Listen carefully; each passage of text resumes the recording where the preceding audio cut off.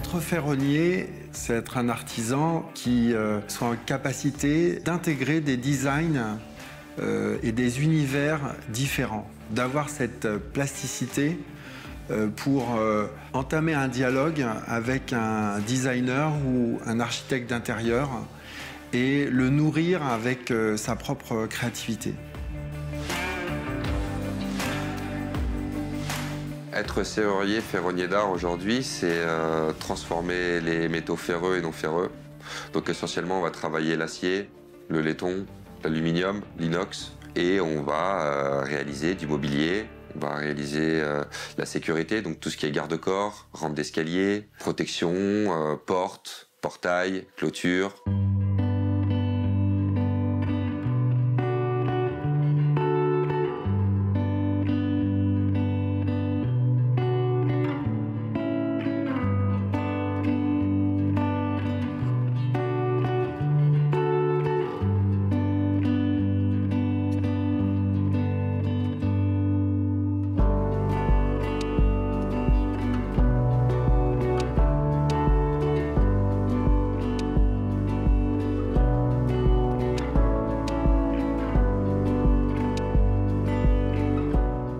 Je suis Jim Demisol, je suis gérant des ateliers J. Demisol, donc un petit atelier de serrurerie, métallerie fine, basé en plein cœur de Paris. On est une équipe de 7 et on se concentre sur l'agencement de luxe, donc tout ce qui est mobilier, luminaire, escalier, rampe d'escalier, ouvrage métallique haut de gamme. On s'est spécialisé dans la serrurerie ancienne, donc en fait on va être capable de réparer, réaliser des serrures anciennes de la même façon qu'elles étaient réalisées à l'époque, en respectant les codes architecturaux, les techniques qui étaient employées à l'époque, parce que tout ça a une incidence sur le fonctionnement et sur l'aspect esthétique de la pièce. L'atelier est situé en plein cœur du 7e, au 42 rue de Grenelle. Cet atelier, en fait, c'est une petite maison qui est sur 3 niveaux. Donc on a le rez-de-chaussée et le sous-sol qui sont aménagés pour l'atelier. Et le premier étage qui, lui, est la zone de stockage et le bureau d'études.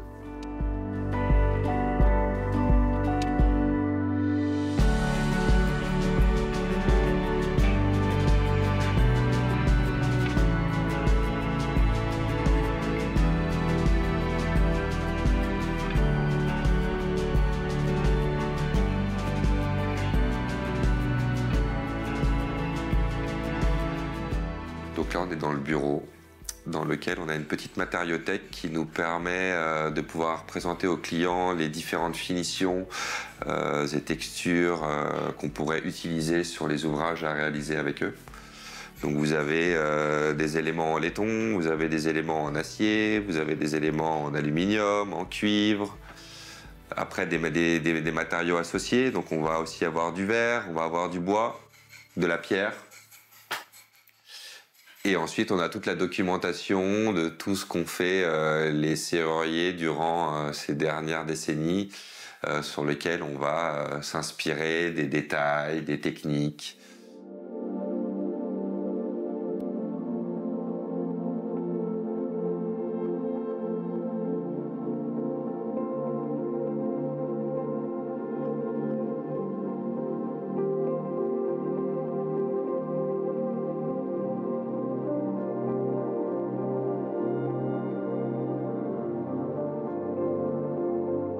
Donc voilà le type d'échantillon qu'on pourrait proposer aux clients.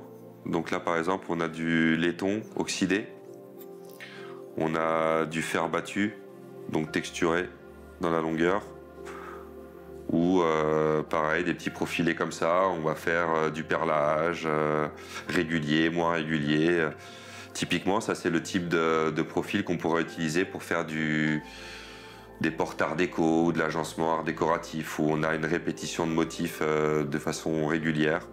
Donc ça, c'est le type de prototype qu'on va réaliser pour présenter au client, pour lui montrer les aspects, la finition sur les raccordements des sections, les proportions de la main courante, la finition sur la texture et ensuite la patine qu'on va lui apporter. Donc ça, c'est vraiment un détail d'un barreau, d'une rampe d'escalier qu'on a réalisé.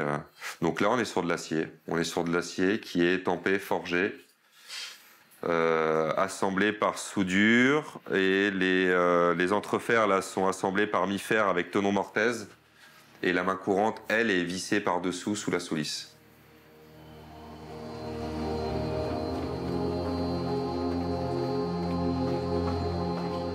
Là, on est dans les entrailles de l'atelier, on est au sous-sol, dans lequel il y a la partie forge et la partie usinage et taille de clés.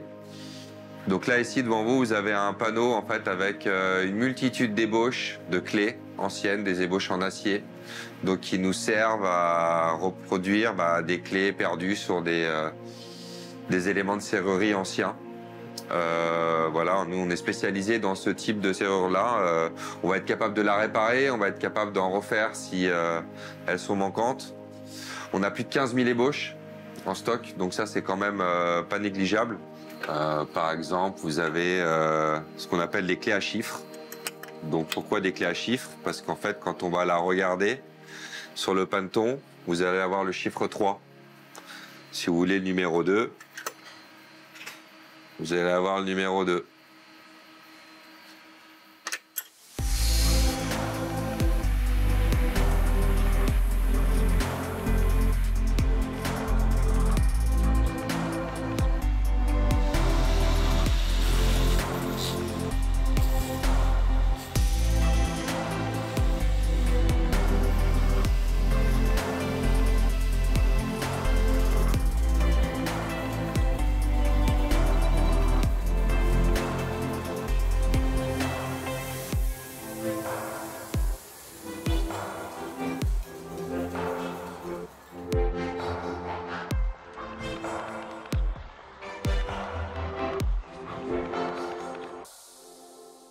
Je m'appelle Steven Richard. Aujourd'hui, nous sommes à côté de Fontainebleau, à Chartrette, dans un atelier de ferronnerie d'art qui a une approche très innovante du travail artistique du métal.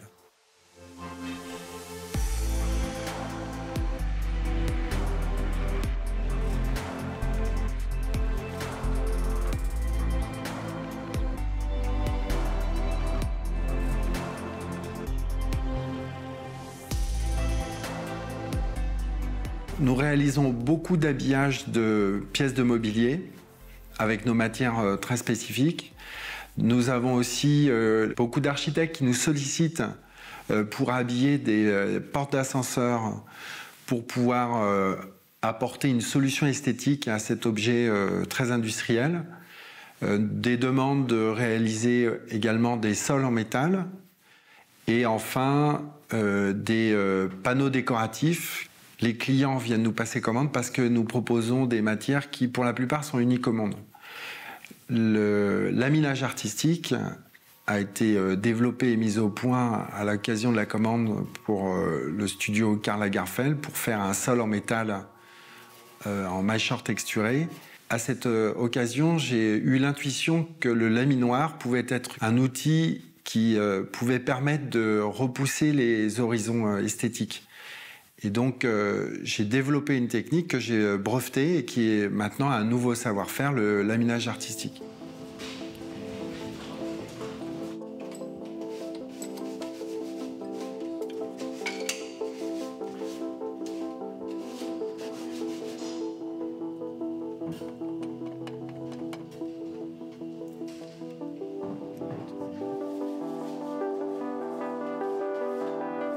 Le laminoir, c'est un peu la pièce maîtresse de Steven Richard. C'est un peu par là que tout commence, un peu les textures qui sont connues chez nous.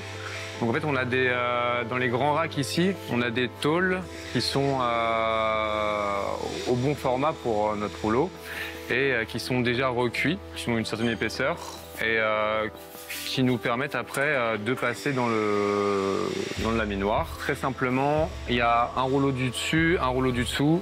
C'est le rouleau du dessus qui vient marquer la tôle. Donc par tout un principe, on fait passer la tôle dans le laminoir et du coup, à la toute fin, ça ressort du coup là en texture martelée pour le coup.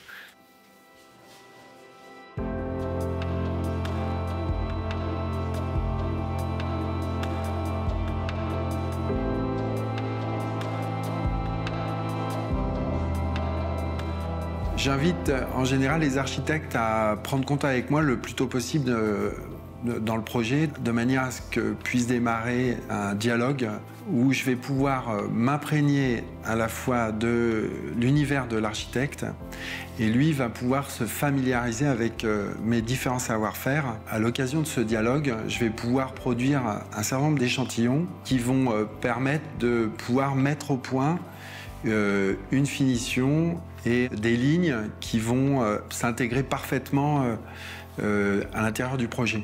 Une fois que la finition est retenue, là on va commencer à travailler en bureau d'études où on va modéliser l'ensemble des pièces à réaliser.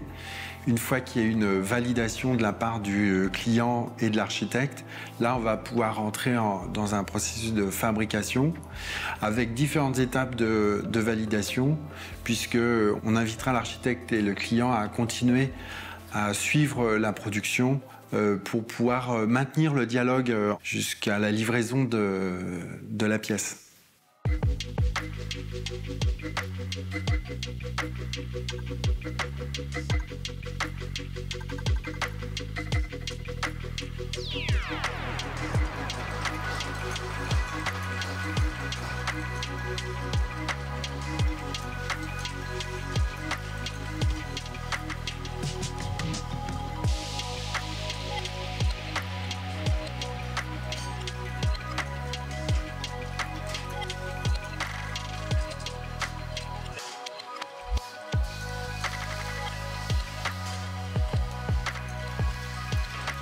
Nous, notre atelier aujourd'hui ne nous permet pas de pouvoir nous équiper de machines numériques et d'imprimantes 3D, enfin voilà, j'en passe, tout ce type d'outillage par manque de place. Nous, on travaille de façon très traditionnelle. On a une machine pour débiter, manuelle. On a des perceuses à colonnes pour percer des trous.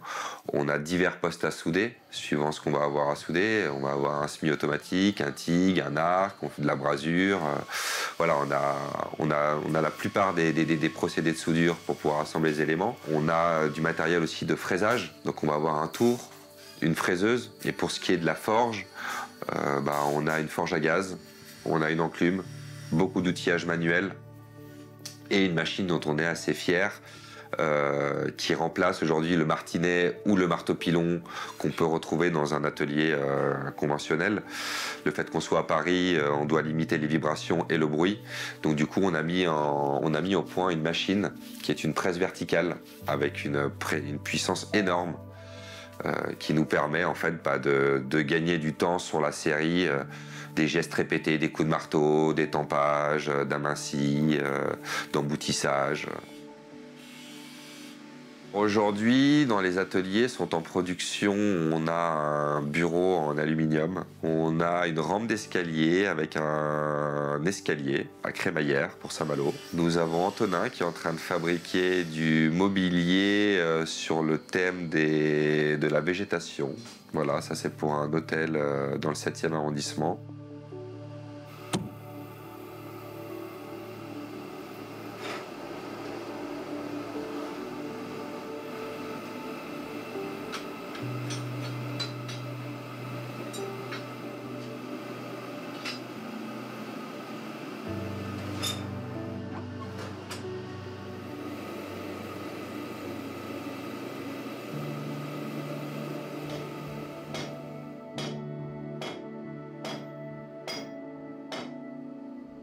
Là, on est en train de faire une série de mobilier pour un hôtel. Pour le moment, il y a 2 chaises, un tabouret, une table basse et après quelques poignées.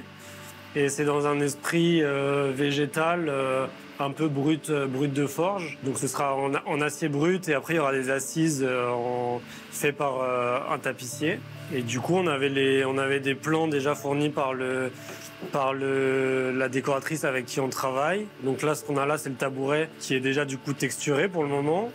Et ensuite, on va l'habiller avec des petites pousses et des bourgeons. Donc ça, c'était les prototypes qu'on avait présentés une première fois, qui ne sont pas forcément le résultat final. Là, on est encore un petit peu en phase de recherche. Mais l'idée, c'est de s'approcher des dessins qu'on nous avait fournis. La matière brute, elle est comme ça, lisse. On l'a déjà forgée pour la texturer, pour avoir justement cette matière avec des impacts un peu irrégulières. Et c'est un côté un petit peu végétal et aléatoire, sur laquelle ensuite on va justement rajouter des pousses et pour donner un petit peu plus de vie à cette matière. Donc là, nous ici, on a une forge à gaz. Donc c'est là qu'on met nos barres brutes pour les chauffer à rouge, qu'elles soient comme ça, la matière devient malléable, un peu comme la pâte à modeler, quoi. Ça a le même type de déformation. Et nous, pour ce qu'on fait là, une fois que c'est chaud, on la déforme de différentes manières. On va faire sur l'enclume. Après, on a 2 presses ici. On a une presse verticale là, avec des outils qui viennent pincer. Bon, on adapte en fonction de ce qu'on fait. On peut changer les outils, mais ça nous permet d'avoir beaucoup plus de force qu'au marteau.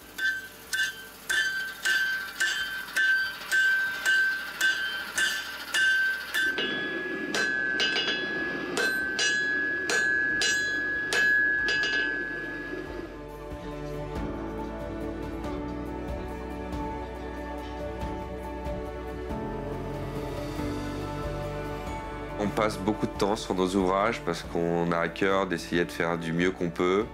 Donc que ce soit une chaise, une table ou un escalier, vous donner une échelle de temps c'est compliqué, mais par exemple le mobilier qui est en train de faire Antonin en ce moment, une chaise, il peut passer 3-4 jours sans problème à bosser sur sa chaise pour arriver à la qualité qu'on attend de nos ouvrages. Mais c'est très aléatoire. On peut passer 2 jours comme plusieurs mois sur un ouvrage. Au volume de la société, c'est rare quand même qu'on travaille sur plus de 3 mois sur une pièce.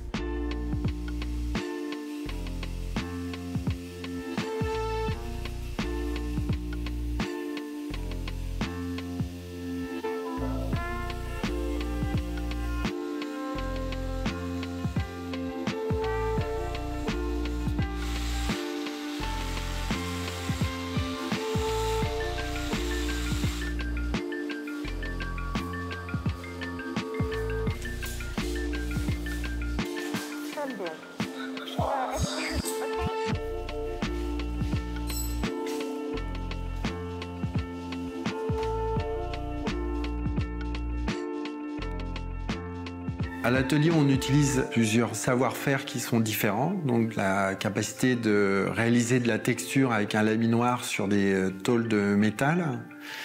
Et en général, ces textures sont agrémentées de 2 techniques de patine. La patine à froid, qui est réalisée dans des bains, et la patine à chaud, qui est réalisée à la flamme avec des torches. Ensuite, nous avons 2 techniques de gravure. La gravure par CNC, à la fraiseuse numérique, et la gravure à l'acide, qui permettent de réaliser des dessins et des ornements sur la surface du métal.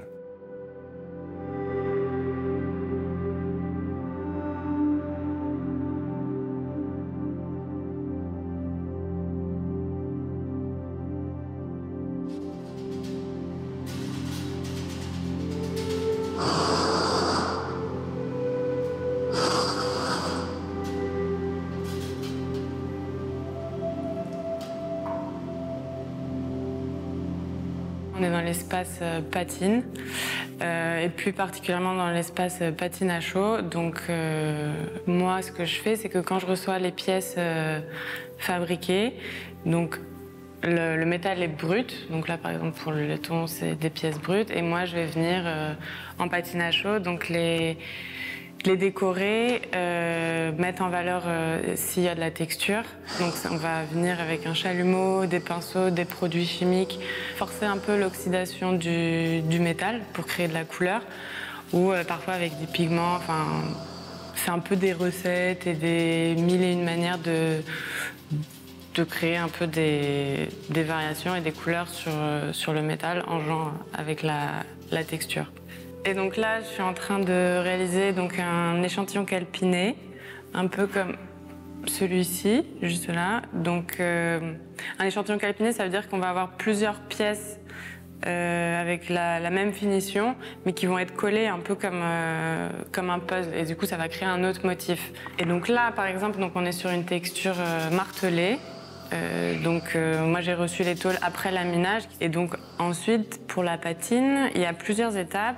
Il y a déjà un pré-nettoyage pour enlever l'oxydation du métal. Ensuite, je viens faire une première couche de verre de gris, donc c'est assez épais pour pas que le métal apparaisse en dessous. Et ensuite, après, il y a une superposition de plusieurs couleurs avec un brun, un noir de fumée. Et donc au final, la pièce, elle est toute noire. Et après, c'est là où va venir un peu la partie un peu plus créative, où du coup, c'est vraiment le ponçage de toute la pièce, où du coup, on va révéler la texture, mais aussi toutes les nuances qu'on peut obtenir de la patine avec les différentes strates de couleurs. Après, c'est aussi un peu à l'œil et au ressenti, c'est vraiment comment faire vibrer la pièce, comment créer des couleurs assez intéressantes en les ponçant à certains endroits plus qu'à d'autres.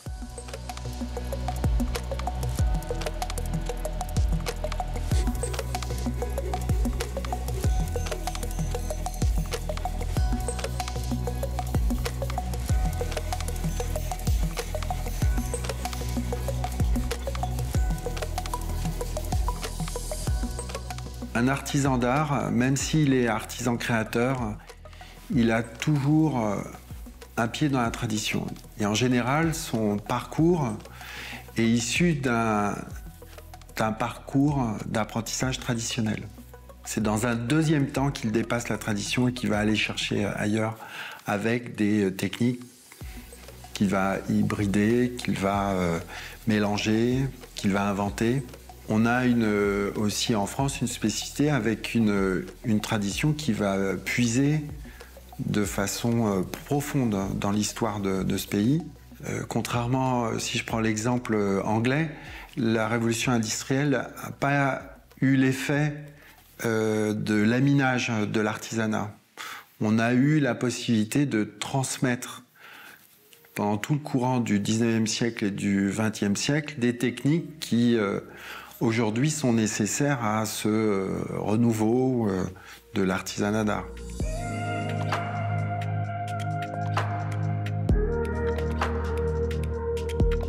C'est un métier extraordinaire, extrêmement vaste. Il n'y a pas de monotonie dans notre métier. On peut faire 50 escaliers, 50 rampes, 50 portes. Ce ne sera jamais la même, ce ne sera jamais les mêmes codes, ce ne sera jamais le même client, ce ne sera jamais le même environnement. Donc pour ça, déjà, c'est passionnant. Il faut travailler énormément pour avoir un résultat sérieux. Il faut avoir beaucoup de rigueur, il faut avoir quand même des valeurs de courage et d'effort. Enfin, plus généralement dans l'artisanat, de toute façon, c'est des métiers qui sont durs, le métal c'est froid, ça sent pas bon, l'environnement est hostile. Donc il faut être capable de pouvoir survivre dans cet espace-là déjà et avoir à cœur de travailler, répéter le geste. Moi, je suis encore un apprenti, ça fait 20 ans que je fais ce métier-là, j'en apprends tous les jours. Mes jeunes, que ce soit un apprenti ou le chef d'atelier, les échanges me font évoluer à chaque instant. Et c'est ça qui donne la richesse aujourd'hui de notre noble et beau métier.